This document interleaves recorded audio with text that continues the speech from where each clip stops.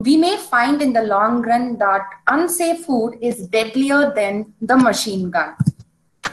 I'm Pavitra and I'm a food safety specialist, as already explained very clearly by Ms. Keerthana. So I'm a FSSCI certified hygiene rating auditor, a FASTAC trainer, certified digital mitra, an external lead auditor, and preventive control qualified individual.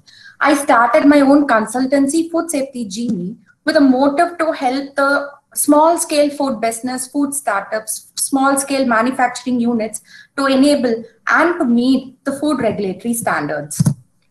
So what is Food Safety Genie? So just like the methodological genie, my sole purpose is to serve my customers. My services include consulting, food safety and hygiene audits, training, consultation and guidance for the preparation of certification, coordination with the external agencies and suppliers like pest controllers, vendors, testing laboratories, deep cleaning facilitators, etc. And finally, coordination for certification and accreditations.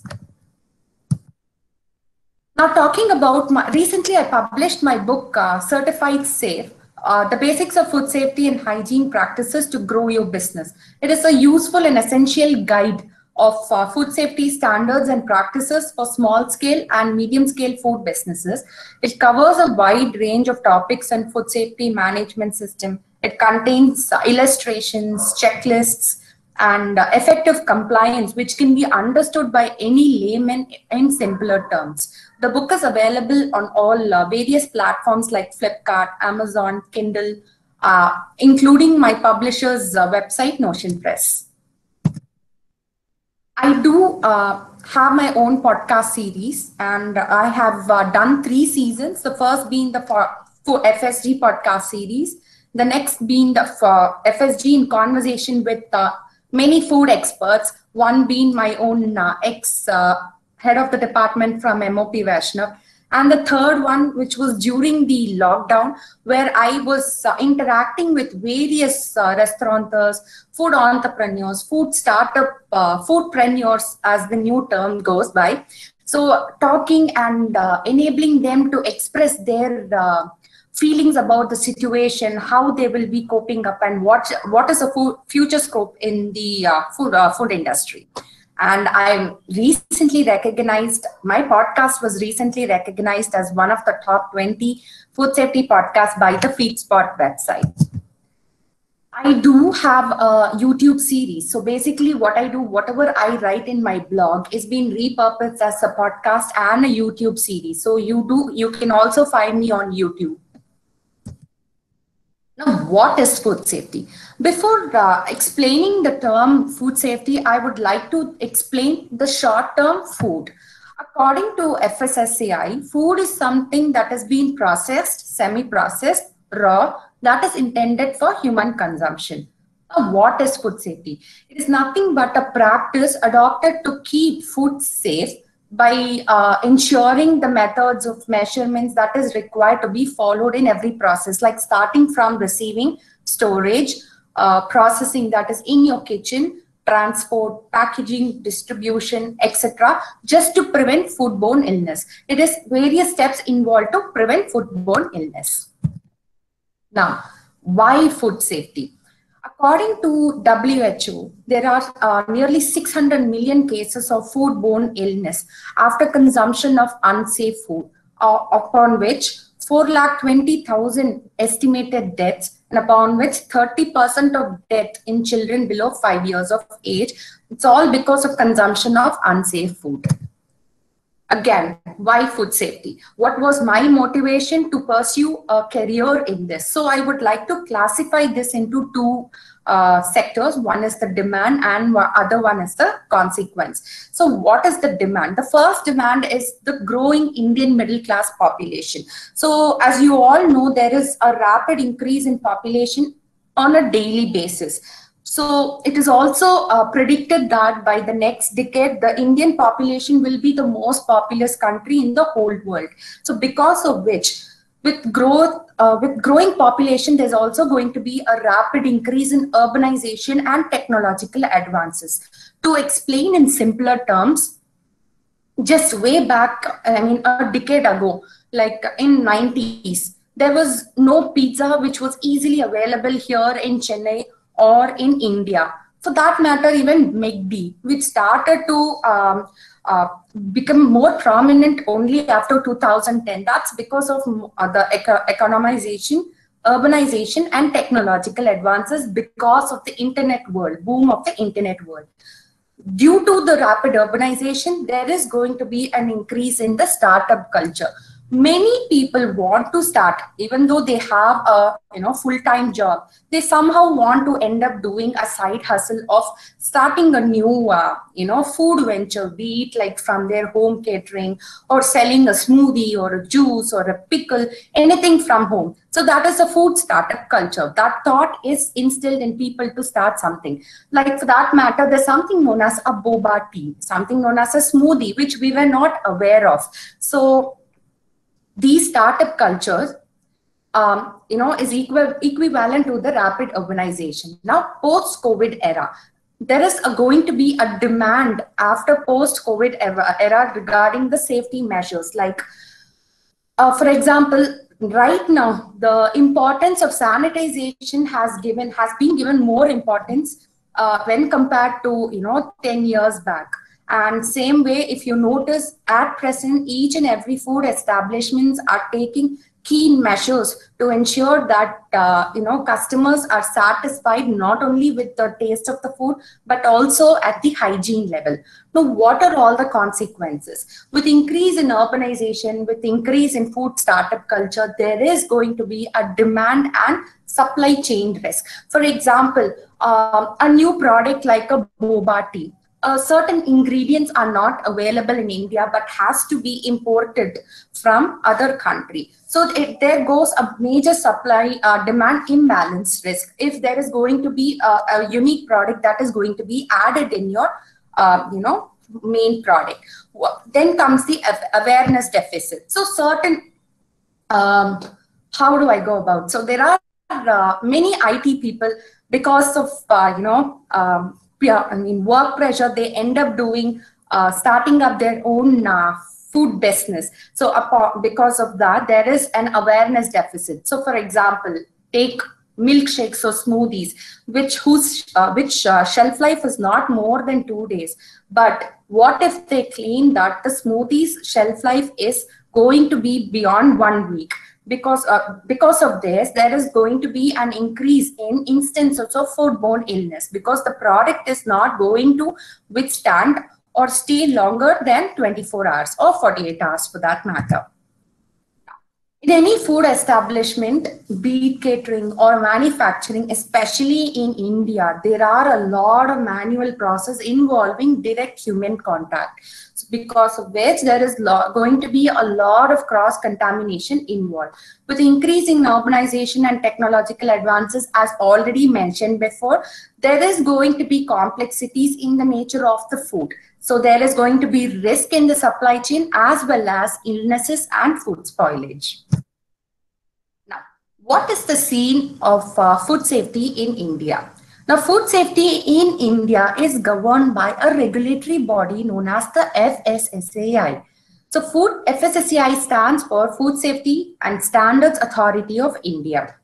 It is a statutory body which was established by Ministry of Health and Family Welfare. FSSAI is a central regulatory body that lays down standards based on scientific methods and supervision of food safety. Before I dwell into certain act and regulations or guidelines, I would want to explain what is an act and what is a regulation and what is the difference between both of them. An act is something like usually that contains the title of the enactment. So for example, it's like Food Safety Standards Act 2006, where it only enlists the act, whereas a regulation is which provides the explanation and the guidelines for the act. For example, Food Safety and Standards Regulation. So the next slide is just the acts. So these are the acts. Under these, they explain how to go about for licensing and registration. So those are all your regulations. So under Food Safety and Standards Act, we have licensing and registration, food product standards and food additives, food packaging and labeling, laboratory and sampling analysis, import and export, alcoholic beverages, certification of food, advertisement and claims, guidelines for accreditation of laboratories, harmonizing the standards as per the global norms, coordination with the state food authorities, promoting awareness of food and nutrition. So these are all the acts under which comes the guidelines and the regulations. Now, there's something known as the Food Safety Management System, which is the FSMS is in food safety term. Food Safety Management System schedule and licensing requirements. So there are 4 schedules, and the first one being the list of the types of food businesses available in our country. The second one being the 5 forms of annual return. Basically, every manufacturer or any product producers have to submit an annual return of how much they have manufactured, what is their yield, and all that information. So this comes in 5 forms. And the third one is the fee for grant of registration or licensing for each and every food verticals. The fourth being for the catering industry, general hygiene and sanitary practices. Now, talking about the Schedule 4 and Part 5, this is the general manufacturing practices on the whole, which is put forth as the Schedule 4 Part 5. Under Schedule 4, there are 5 parts. The first one being the general hygiene and sanitary practices for registration for petty food operators and street food vendors. Who are petty food operators? Petty food operators are those are your home food business operators or home caterers, small cloud kitchens, and street food vendors, hawkers or vegetable vendors, home bakers. All these people come under this registration process. So for a registration, your per annum, that is for that whole year, your income should not exceed beyond 12 lakhs. If it exceeds beyond 12 lakhs, then you need to get license. So until then, it's just registration, which is more than enough. So that's why all these people come under food business operators applying for registration. The second one being the food business operators applying for license, like the manufacturing, processing, packaging, storage, distribution, like your cereals, milling, oils, all that manufacturing units. The third one being those who are applying for license in milk and milk products, whether it is cheese, butter, ghee, or even the milk in other forms like toned milk, fat milk, double toned milk, etc. All these people come under the Part 3, Schedule 4. Now, Schedule 4, Part 4 is those applying for license like slaughterhouse and meat processing. Slaughterhouse are those who slaughter big animals like goat, meat, and chicken, sometimes even pig, pork. And meat processing are some units like your Lucius, Wonder Meat, Tender Cuts. All these people come under Schedule 4, Part 4. Now, Part 5 is for the catering industry. Those who are into restaurants, chain of restaurants, high-end hotels and resorts. Now, there are certain essential hygiene tenets that needs to be followed for to ensure the food safety management system. The first one being the location and surrounding. You need to ensure that your particular, whoever it is, not only you, anybody, the particular establishment, the hotel or the catering industry or even the manufacturing industry must not be next to a river, must not be next to a place where there, people dump or a dump yard, must not be next to an industry which spews chemicals or where there is a lot of air pollution. So that's when the location and surroundings come into part. The second one being the layout and design of the food establishment. You need to ensure that the floor, wall, ceiling are intact. The floor has to be smooth, equal in measurement, and there should not be any gap. The doors have to be completely closed, and they should not be in wood material, so that when it rains, the wood materials come off and they are more prone to pest infestation. The ceilings must ensure that they are smooth, surface finished without any cobwebs in the corner and holes, so that there is no pest infestations. Next comes the equipment and containers. One must ensure that they use only food grade materials and not materials like Aluminium, no, not materials like cadmium, brass, alloy, or lead, because all these materials tend to rust and corrode, which are more hazardous to health. Hence, it is always recommended to use aluminium of certain quality, IS standards quality, and plastics for food grade plastics for takeaways and heating purpose. That is the microwavable containers. Now, facility. Under facility comes your air quality, the water quality, the ventilation quality, and the light quality. For example, imagine a catering industry or a hotel or a small restaurant without any light. It is very difficult for them to cook. Secondly, the mood of the person will completely change. Third, it is more prone to many accidental issues at that moment. Fourth, and there is a lot of cross contamination that might happen if there is no proper fixation of light. Next comes your food operations and controls. This being said, so there's something known as food temperatures. So there's something known as cooking temperature, reheating temperature, serving temperature. One must ensure that the particular temperature is being followed and reached at that optimum level, so that there is no scope for cross contamination or bacterial infestation. So next comes the sanitation and maintenance. So when to clean and when to sanitize, what is the amount of dilution to be used, what are the chemicals to be used, what are the chemicals that are not to be used, and all that comes under sanitation and maintenance. Personal hygiene and grooming, very important. Without following personal hygiene, the person is the main source of contamination to the food and to the area and also to the people next to him. Product information and consumer awareness, whether if it is a packaged product or a product that is being sold loose or a product that is being served at that moment, the product information has to be clear and the consumer have to be aware of the whatever product that they are consuming. So here we will discuss about the type of packaging and the labeling. So even for that matter, when you go to any high-end hotels or any restaurants, in a buffet, you will see that they will have a label. And next to the label, you will see that they will have a declaration of veg or a non-veg. Sometimes below that, they also mention the allergen content, which is very important. For example, I am allergic to mushroom. So it is very important for me to choose those items which is not made, which has not come in contact with the mushroom and which is not made of mushroom. So it's always better for the restaurateurs to mention it on a tag. Next is the training.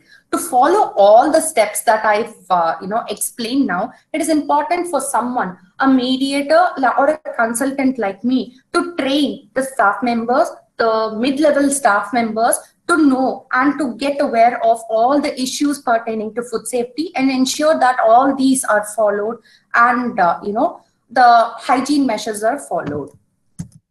Now, coming to the opportunities in food industries, I would like to classify this into the food safety, food lab, and nutrition and dietetics. So under food safety, you can either be a food safety auditor or a trainer, or you can combine and do both auditing and training. You can be a food microbiologist, a food analyst, or a chemist, or you can be a combined both microbiologist or an analyst or chemist.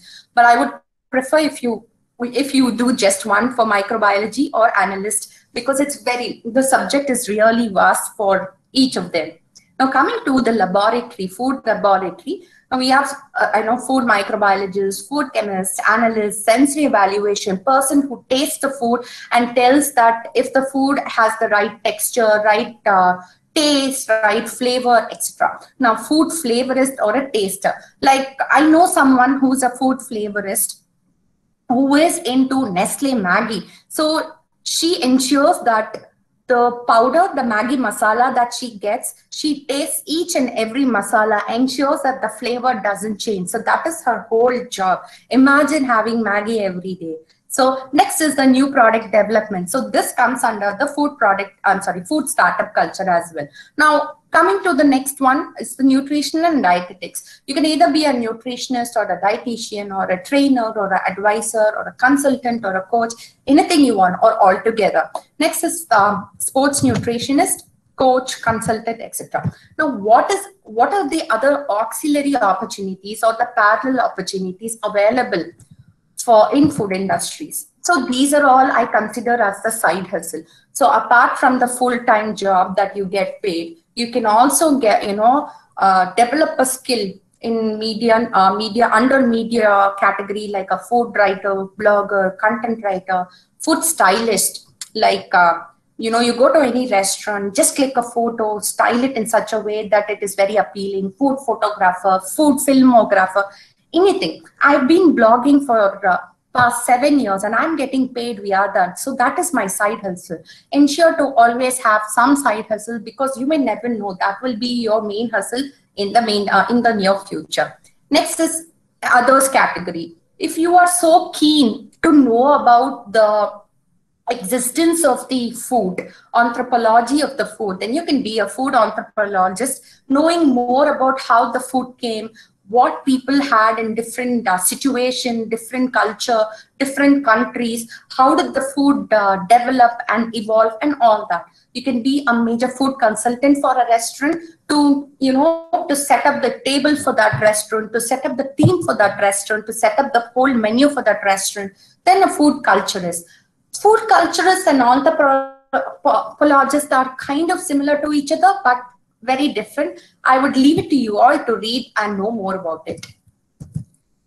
Now, certifications. So there are two types of certifications. One is application-based and the other one is authority-based. Now, what is the application-based certifications?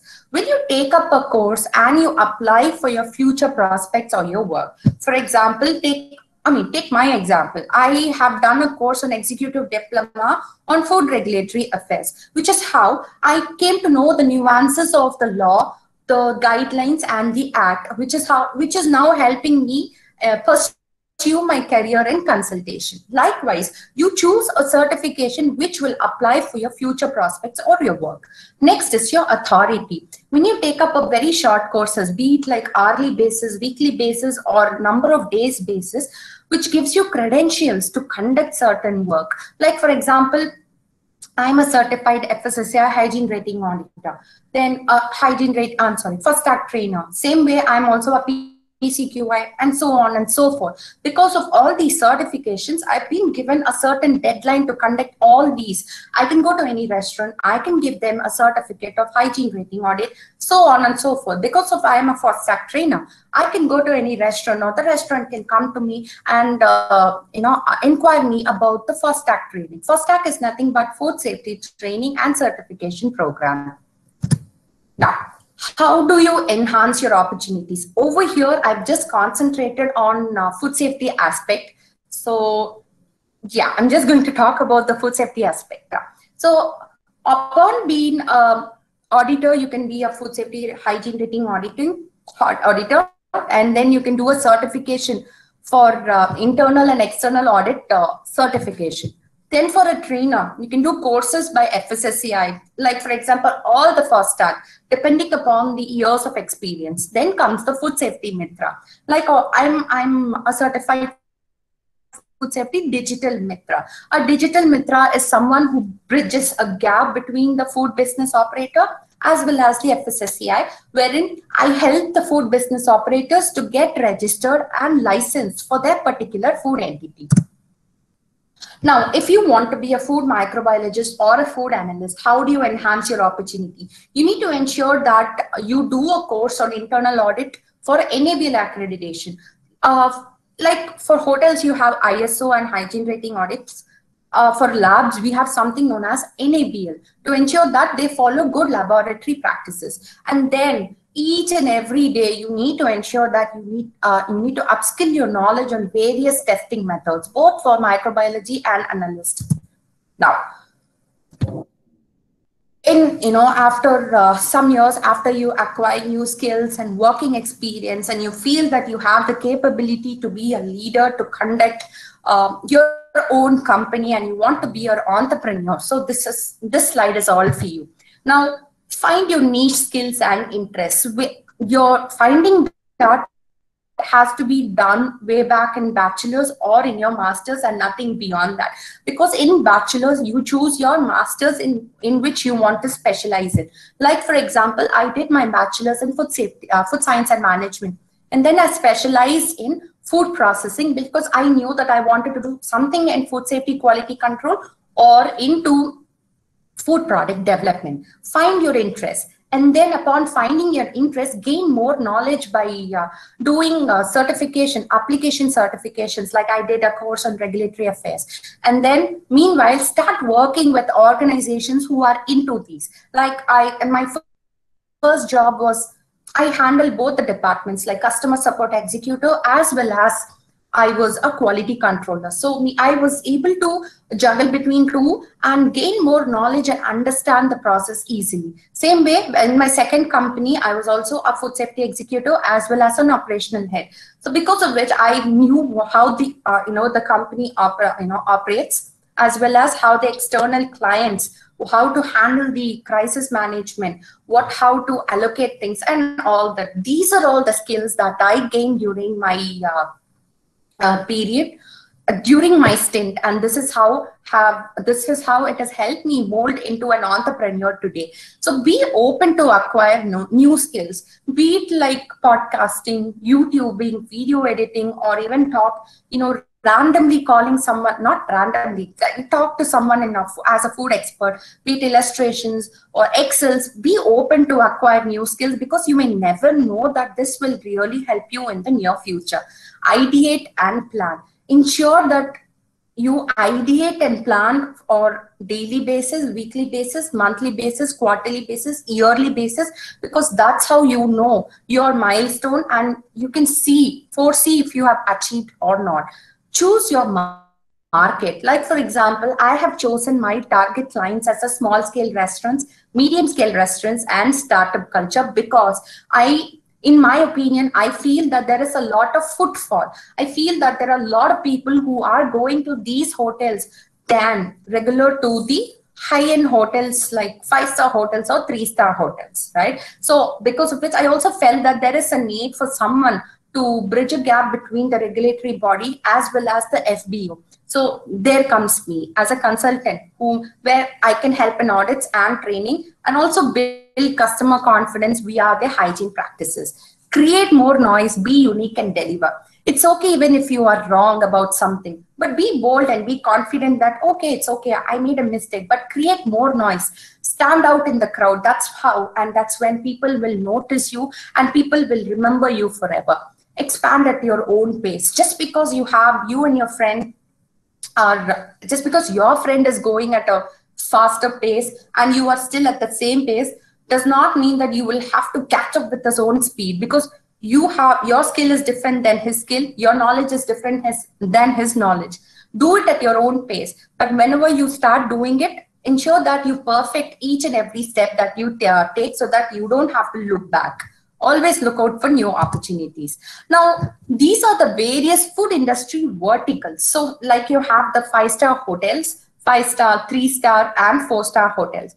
Fast food restaurants like your chain of restaurants, small scale restaurants, all that come under fast food restaurants. You have small cafes like a themed cafe or a cafe with library or cafe with a view only for, a breakfast or for forenoon or before dinner or for supper. Then you have a caterers in industries, caterers in institutions. Like, for example, for IIT and IIM or even BITS Pilani or even at your institution, you will have a caterer, right? These fall under institutional caterers. Sweet stall and bakery. Fine dining. Fine dining are those that concentrates only on a particular cuisine, like be Mediterranean cuisine or Italian cuisine, Chinese cuisine, Japanese cuisine, all that. Resto bar contains liquor as well. Quick service restaurant, basically in these type of restaurants, only heating involves and packaging involves, like your McD, KFC, Burger King, Burger Man, all that. Manufacturing units, retailer, canteens and clubs, slaughterhouse, hawker, cloud kitchen. Now, what is a cloud kitchen? Basically, the unit is not visible to the customer, but only the delivery happens from the unit to the customers, but while the processing happens at one point. Next comes the cold storage unit. Now, coming to the end of my slide, why do I say that food safety will be indispensable in future? We are very concerned about what goes into our body on a daily basis and the condition in which the food is being prepared or manufactured. So investing in food safety and hygiene practices and knowledge will in turn boost customers' confidence and will definitely shoot up the business of growth and business. A post-COVID era, there is going to be a lot of emphasis on food safety and hygiene practices to prevent the contagion. So even though it is not scientifically proven that these viruses are present or can spread through food. Now you can contact me via my website pavitrakrishnaprasad.com, or you can write to me FSG, meaning Food Safety Genie, at pavitrakrishnaprasad.com. You can also follow me on various social medias like Instagram, Facebook, which is Food Safety Genie, and on LinkedIn, Pavitra K. I would like to end with another quote: from farm to plate, make food safe. Thank you so much.